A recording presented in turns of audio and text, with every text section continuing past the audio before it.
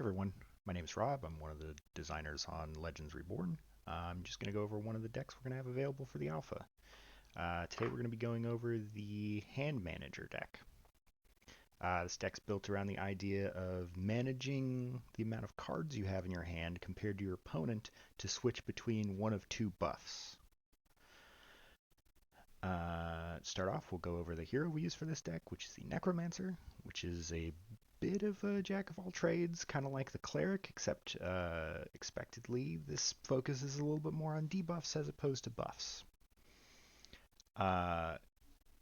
Hero cards here, we've got Shadow's Embrace, which will grant an area of your creature's evasion, which is kind of a stealth mechanic that makes it so they can't be hit by most attacks. And then it also grants them area pinpoint, which is a guaranteed crit. We got Siphoning Strike, which grants one creature the ability to, on its next attack, draw a bunch of energy away from your opponent. We have a Team-Wide Paralyze, which essentially shuts off your entire opponent's team's all the synergy they have going on between their passive abilities for their creatures. Flame Whip, which is an area, it triggers an area attack, so a group of your creatures attacks, but also inflicts a burn that goes off for 15% of their health. And last but not least, this huge stack of debuffs that comes out of Subduing Shout, which basically triggers 4 individual debuffs. You'll see why that's important eventually. But 4 individual debuffs that weaken your opponent's attack damage, both physical and magical, and it basically nulls out their resistances to both physical and magical damage. Let's see. So first off, we'll go over the hand manager stuff. So for that, we use these 2 creatures. The Harpy Gale Shaman, whose effect is if you have less cards in your hand. So if you have a lower card count at the start of your turn, you grant Radiant Armor and an attack spike to the Gale Shaman as well as the creatures directly around it.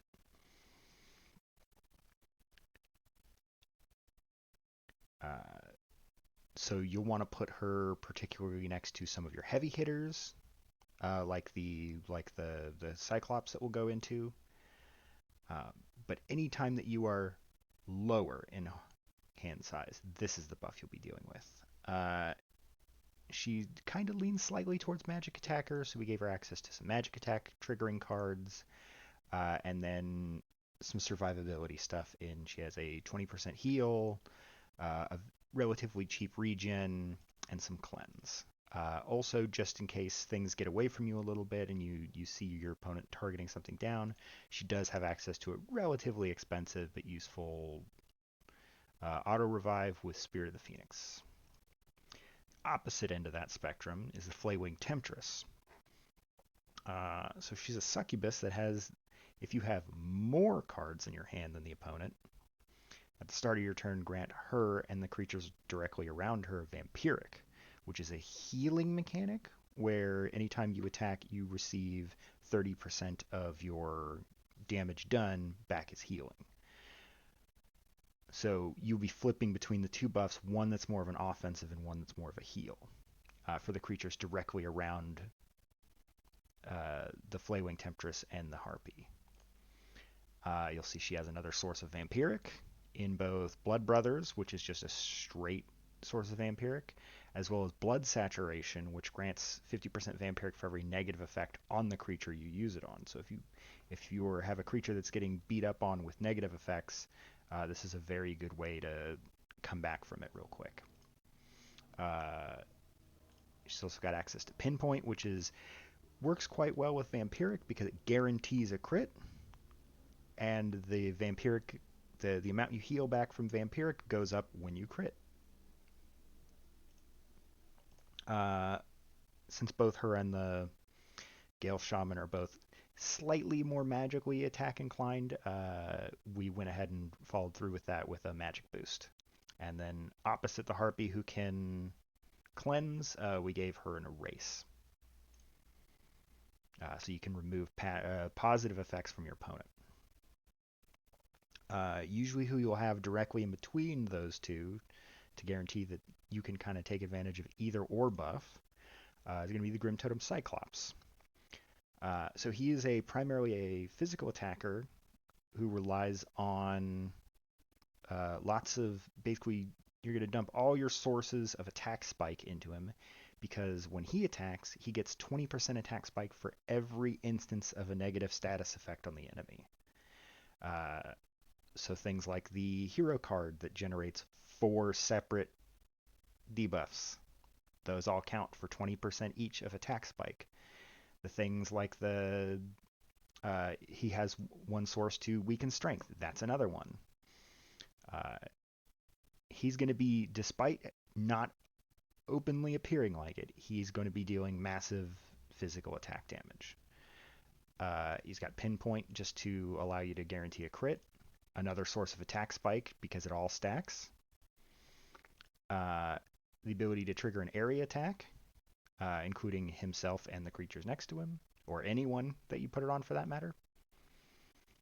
And in just a source of bravery, just in case you need to redirect some of the enemy attacks into him, he has a decent health pool. To help fuel that constant need for debuffs on the enemy, we have Shambling Dead. When he attacks an enemy with the cripple negative status effect, he also inflicts Plague, which is a kind of permanent ticking debuff like a poison that has no expiration time on it. It just goes forever unless it's removed. And he also gains Vampiric. He's got his own source to apply that cripple effect, although the next creature you'll see will also be able to do that. And then he's got a couple sources of different debuffs to help make your Cyclops attacks go off big. He can paralyze, he can blind. He's also got access to a magic attack card just to help you get some attacks off with some decent attacks off with the Gale Shaman and the Flay Temptress, as well as he's got another source of Vampiric just to help stack Vampiric to keep more creatures alive. Things like this 50% Vampiric used on the Cyclops when he's doing a real big swing can basically refill his hit points. Last but not least, the Radabone Foot Soldier, who, when he attacks a creature without cripple, he inflicts cripple, which gets played off by the Shambling Dead. And he also gains 5 for 10 attack spike whenever he inflicts cripple this way. So he's going to be your easiest source of cripple that then goes into the Shambling Dead, that then goes into the Cyclops. We gave him another just collection of relatively affordable debuffs: Blind, Poison, and Nervous. These are all just so you can stack up a huge cluster of debuffs on something and then hit them with the Cyclops to end them. Also, another instance of Pinpoint, because once you have a huge stack set up ready for the Cyclops, you can then pinpoint the Cyclops to guarantee that not only is all that attack spike damage going through, but it's critically hitting. And then you'll notice there's a hybrid attack in here. The hybrid attack is just to make a lot of the creatures in here who are not particularly heavy towards physical attack or magic attack, this is going to be their best attack option. All right, and that was all the creatures for this deck. Thanks, guys.